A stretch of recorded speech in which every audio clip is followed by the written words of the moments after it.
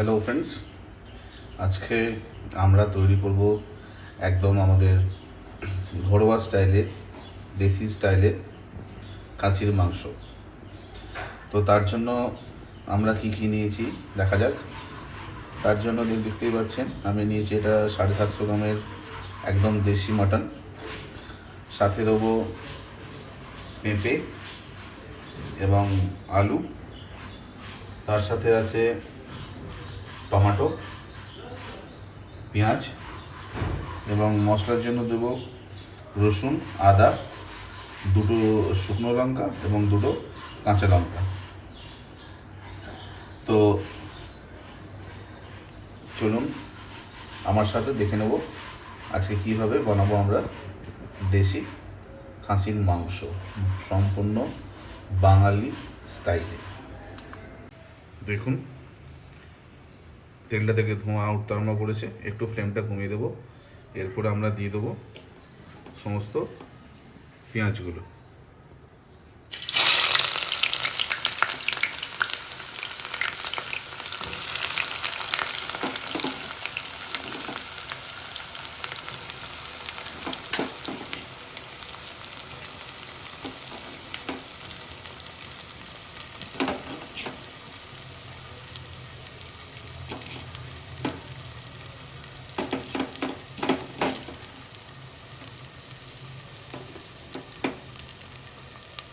কোনো কিছু ফ্যান্সি নয়, জাস্ট দেশি টাইপের যেমন আমরা বাড়িতে বানাই সবাই, তো সেরকমই আমি কীভাবে বানাই সেটাই আপনাদের সাথে শেয়ার করছি আমার প্রথম কুকিং ভিডিওতে। এবার আমরা একটু ফ্লেমটা বাড়িয়ে দেবো, বাড়িয়ে দিলে এবার এটা আমরা হালকা ব্রাউন হওয়া পর্যন্ত এটাকে ভাজবো। বেসিক্যালি এই আইটেমটা মেন বেস হচ্ছে পেঁয়াজ আর টমেটো। আমরা এর মধ্যে জিরে বা ধনের কোনো রকম প্রয়োগ করব না। বাড়িতে দেখবেন বানিয়ে দুর্দান্ত খেতে লাগবে। যদিও আজকে একটা খুব স্পেশাল দিন, আজ 9 মার্চ 2025। আজকে রবিবার, ভারত এবং নিউজিল্যান্ডের চ্যাম্পিয়ন্স ট্রফি আছে, তার সাথে জমিয়ে এই লাঞ্চে মটন খাওয়া হবে। এইভাবে আমরা কিছুক্ষণ এটাকে ব্রাউন হওয়া অবধি ভেজে নেব। তো আমরা এখন দেখতে পাচ্ছি পেঁয়াজটা মোটামুটি হালকা ব্রাউন হয়ে এসছে। আমরা এখানে একটা জিনিস লক্ষ্য করতে হবে, আমরা এখানে পেঁয়াজটাকে খুব ডিপলি ফ্রাই করব না, কারণ হালকা ফ্রাইয়ে এই পেঁয়াজ থেকে যে রসটা বেরোবে এটা দিয়েই মাংসটা আমরা কষবো। তো এই পর্যায়ে দেখতেই পাচ্ছেন যখন পেঁয়াজটা ঠিক এইরকম পর্যায়ে হয়ে আসবে, তো সেই সময় আমরা দিয়ে দেবো টমেটোগুলো।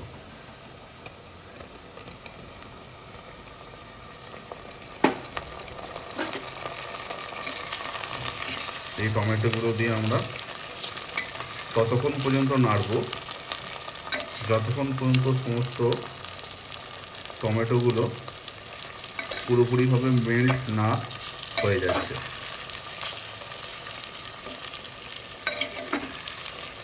এখানে ফ্লেমটা আমরা একটু কম রাখবো, কারণ বেশি রাখলে হবে কি যে পেঁয়াজগুলো আছে সেগুলো আরও বেশি কুকড হয়ে যাবে। তাই এটা ফ্লেমটা একটু হালকা করে এই টমেটোগুলোকে মেল্ট হতে দেবো। দেখুন এখানে আমরা দেখতে পাচ্ছি টমেটোটা মোটামুটি হয়ে এসছে।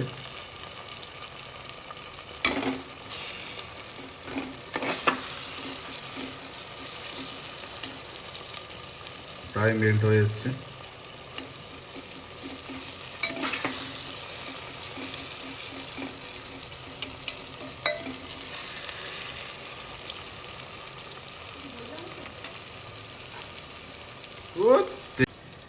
দেখতে পাচ্ছেন এখানে মোটামুটি টমেটোটা মেল্ট হয়ে এসছে।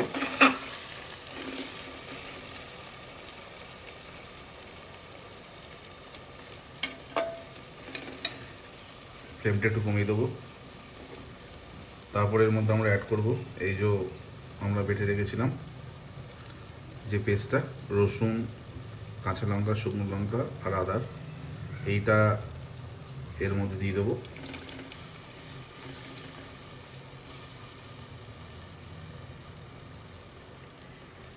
আর তার সাথে দেবো এইখানে আমরা নিয়ে নিয়েছি হলুদ, গুঁড়ো হলুদ, নুন আর তেজপাতা। তো আপনারা অনেকে বলতে পারেন যে তেজপাতাটা এত পরে কেন দিচ্ছি, তেলের মধ্যে কোনো ফ্রাই করি না। তেলের মধ্যে ফ্রাই করলে অনেক সময় হয় কি তেজপাতাটা পুড়ে যায়, এবং এই কাঁচা অবস্থায় কষার সময় যদি আমরা তেজপাতাটা দিই এটা পুড়বে না প্রথম কথা, আর ফার্স্ট হচ্ছে যে টোটাল ফ্লেভারটা আছে ফ্লেভারটা গোটাটা মশলার মধ্যে থাকবে। তো এটাকেও আমরা এখানে ঢেলে দিলাম। এরপর আমরা এটা ভালোভাবে নাড়িয়ে নেব এবং ফ্লেমটাকে হাই করে দেবো।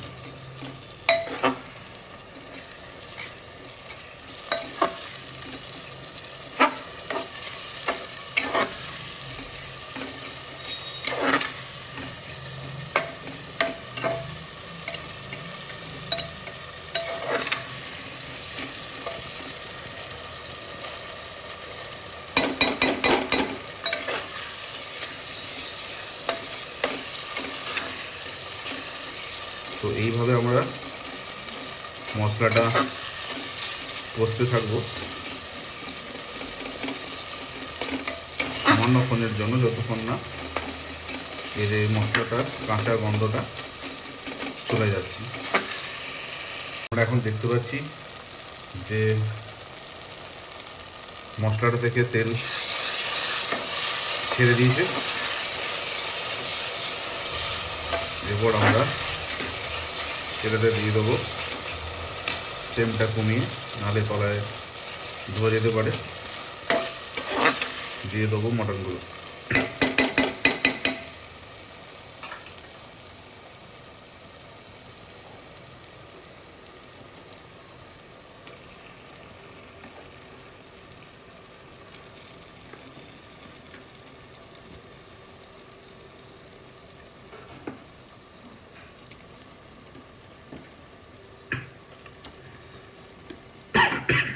এইভাবে একে একে সমস্ত মাটনের পিসগুলো দিয়ে দেব।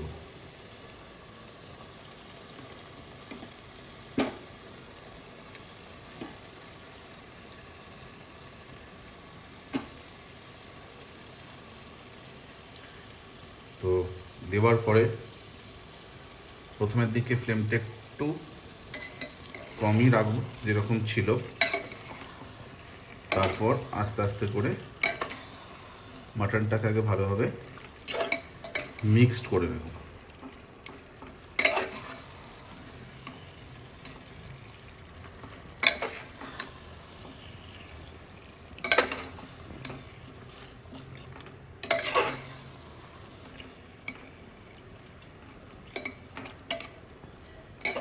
এরপর আমরা ফ্লেমটা একটু হাই করে দেব।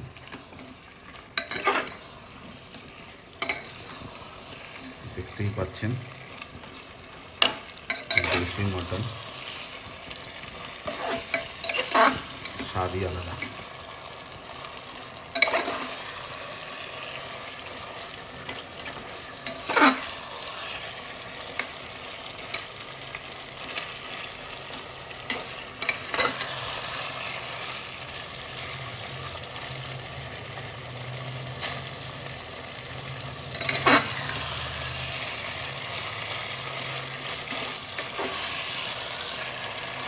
মাটনটার মোটামুটি ওজন ছিল আনুমানিক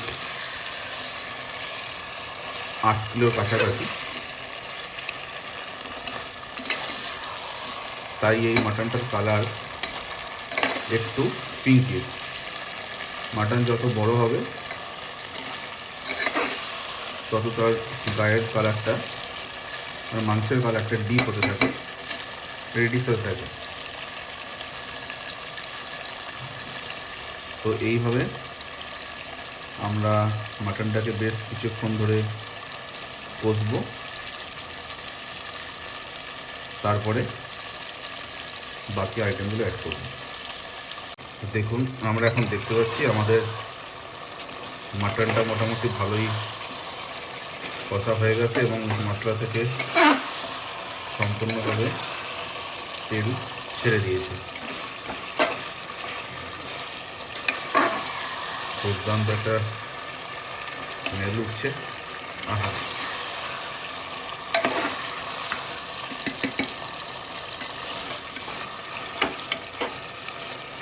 তো কষা আমাদের মোটামুটি কমপ্লিট। এরপরে যেটা আমরা করব সেটা হচ্ছে ফ্লেমটা কমিয়ে আমরা দিয়ে দেবো পরিমাণ মতো জল।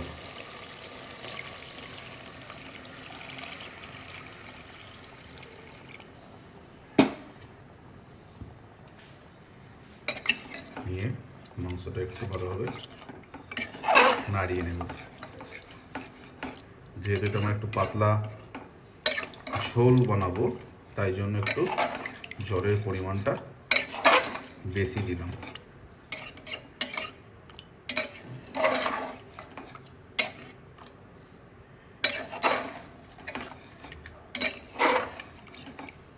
তো এটা ভালোভাবে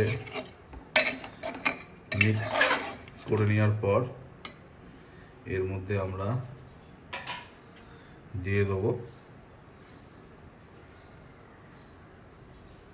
আলুগুলো।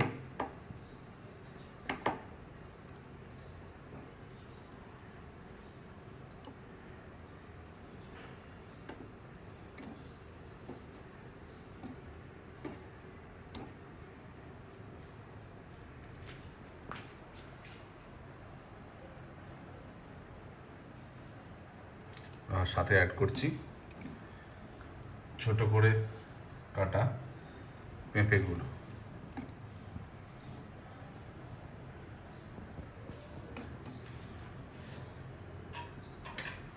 দেখতেই পাচ্ছেন মোটামুটি সব আমাদের অ্যাড করা হয়ে গেছে। আমরা কিন্তু এর বেশি আর জল দেব না, এটাকে আমরা এইভাবে অ্যাডজাস্ট করে নেব,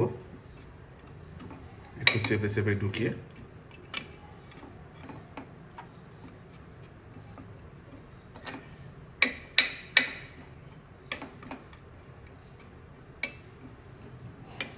ঠিক এইভাবে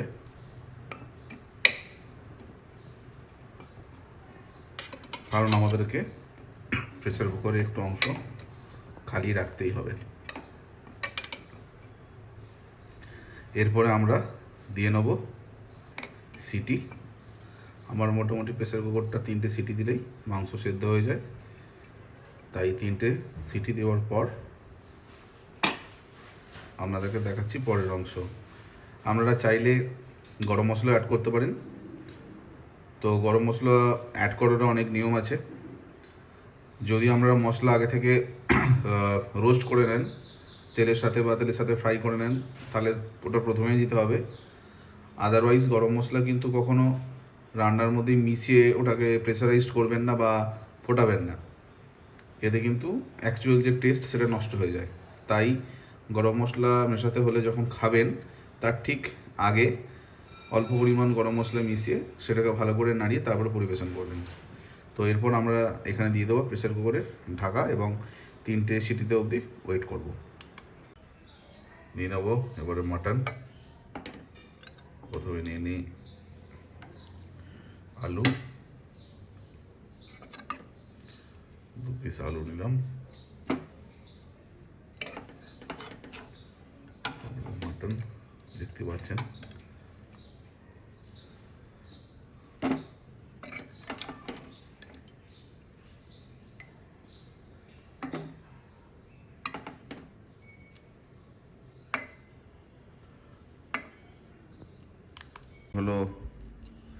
এই হলো আজকের আমাদের মাটন। চলুন দেখে এবার কীরকম লাগে বা কীরকম সেদ্ধ হয়েছে আপনাদেরকে দেখাই।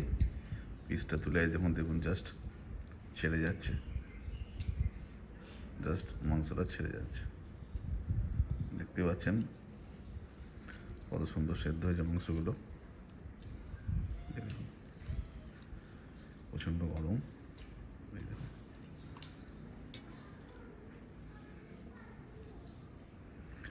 তো আপনারাও বাড়িতে তৈরি করুন এরকম সুস্বাদু মাটন। আর যেহেতু এটা আমার প্রথম ভিডিও, যদি কোনো অ্যাডভাইস সাজেশন থাকে অবশ্যই কমেন্টস বক্সে জানাবেন। কোনো ভুল কিছু হয়ে থাকলে ক্ষমা করবেন। অবশ্যই যদি আমার এই রান্নাটি ভালো লেগে থাকে তাহলে আমার চ্যানেলটিকে সাবস্ক্রাইব করবেন, লাইক করবেন এবং শেয়ার করবেন। Thank you.